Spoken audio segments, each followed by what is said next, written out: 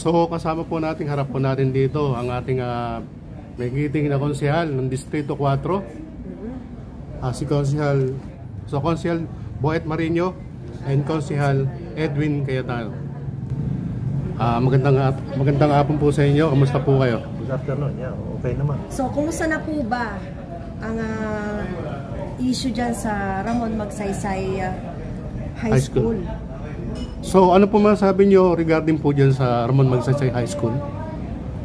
Well, ako, actually, ang bahay ko dyan, napakalapit at walking distance. Kaya from time to time, nakikita ko yung building na yun.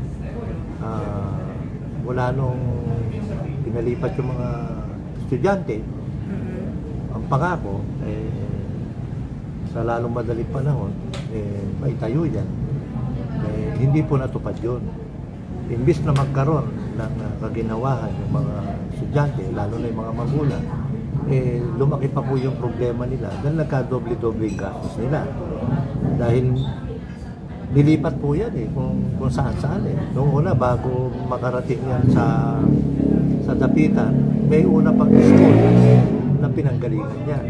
Tapos nilipat na naman. So, nakaupo siya at nung natapos ang termino niya, lalong hindi ho na ituloy yan. Kaya yung ating nakaupong mayora ngayon, na mismo nagpapatunay na itong mga ginawa ni dating Mayor Isko, hindi naman niya natutupad. Which is, hindi naman natin pwede sabihin na tayo nagbubulaan o tayo nagkukwento. Alam na alam po ng mga konsehal yan ng Maynila, lalo na sa 4th District.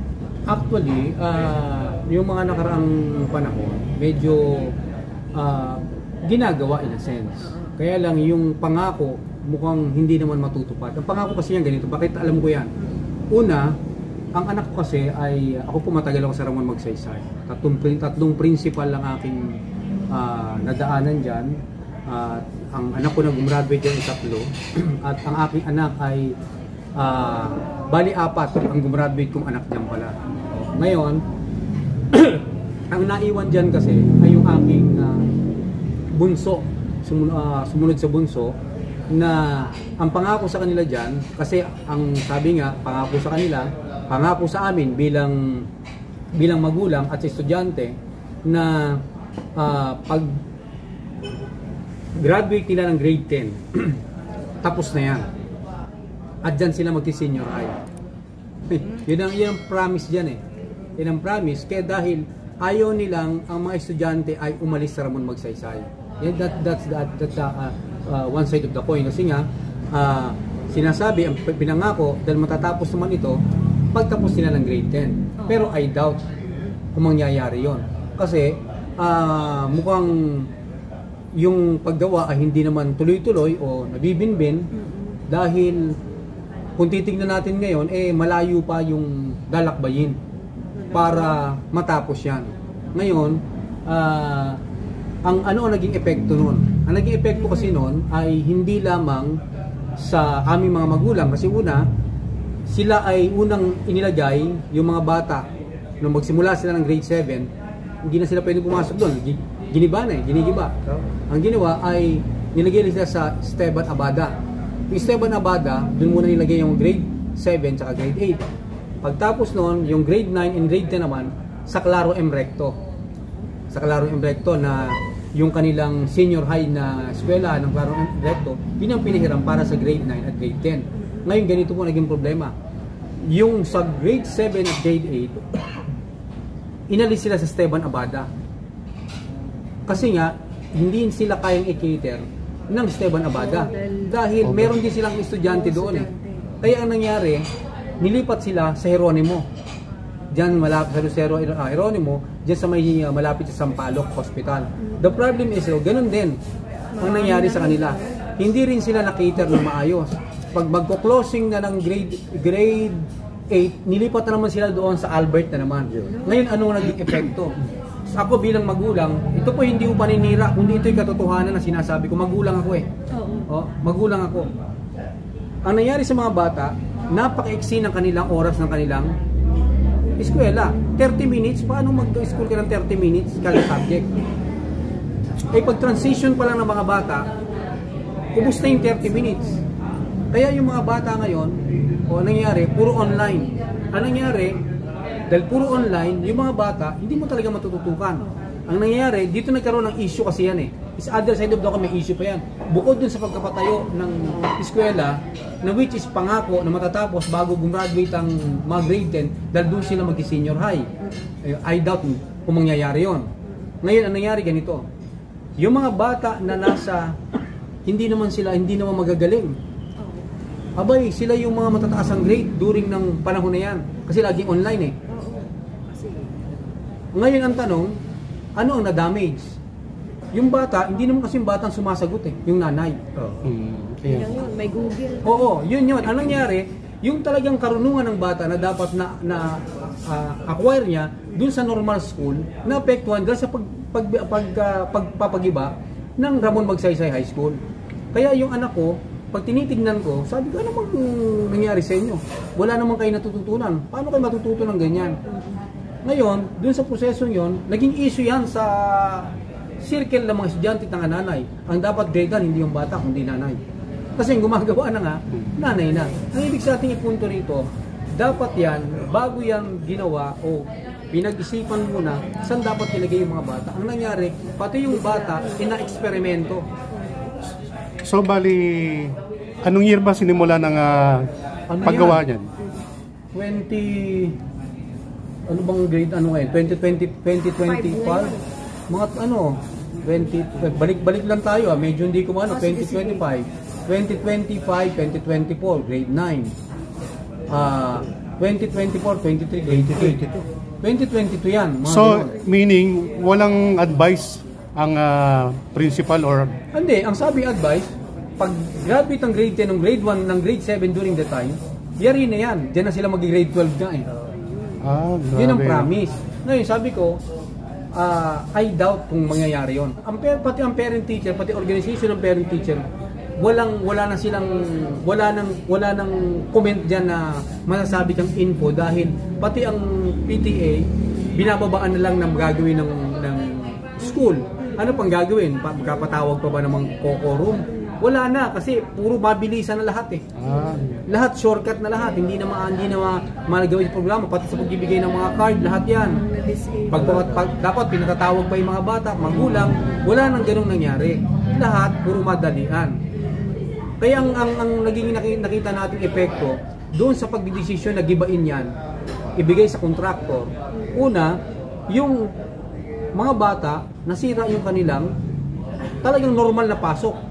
Yung kanilang regular na pagpasok. At giniba nung panunungkulan ni Mayor Lacuna? No. Hindi, paano Isko yun? Hindi 2022. Ano yan? Late na yan. Baka 2021. Late na siya. Yung paalis na si Yorme. Tsaka yung dinicide na Ibig sabihin, ang lahat ng yan, panahon pa ni Yorme, tapos na sa lahat yung pag-uusap dyan. Ganun na nangyari niya. Kaya kita mo, mas yung Albert, kailan lang ba natapos?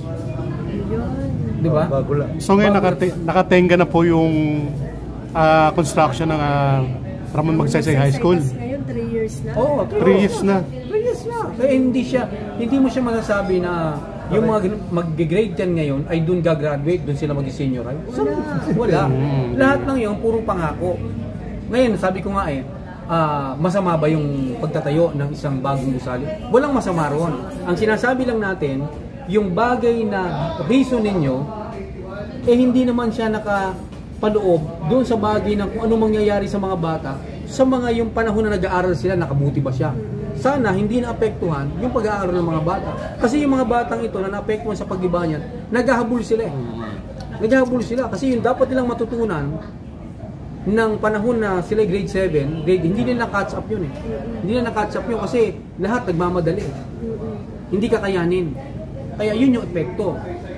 Hindi lang sa monetary ng magulang na yung pamasahe lumayo. Kasi pagpunta pa lang doon, 60 pesos na ipabalik nun. Tama. Dumoble ang gastos ng mga Dumoble ang magulang. gastos. O halos lahat ng mga magulang ay nagre-reklamo, imbes na makatipid sila, dumoble ang gastos nila. Ganun ang nangyayari po ngayon. Si school, diyan galing. Galing. Alam ko, nag-aaral sa school dyan. Sila Edward Maceda. Galing dyan. Pero ang tanong ngayon, nasan ngayon yung Ramon Magsaysay? Walang pwedeng asahan na sasabihin natin. Kasi nung rapid daw ang pagpapagawa dyan. More than 1 year daw. So bumaba yung standard ng turo ng... Bumaba. Kasi Sobra. hindi natin maintindihan lumalabas sa mga balita ngayon na parang nagkasarado na sa kontraktor. Ano gagawin ng kontraktor? Ganun lang yun. Siguro alam natin kung saan napunta yung alam nila. Bago lumabas, nagkapirmahan sila, lalo yung pakinabang. Ako po ganito hindi tayo uma-against sa improvement sa development. Hindi tayo kaya lang, yung sinasabi nating serbisyo, sana walang kalakip na ganansya.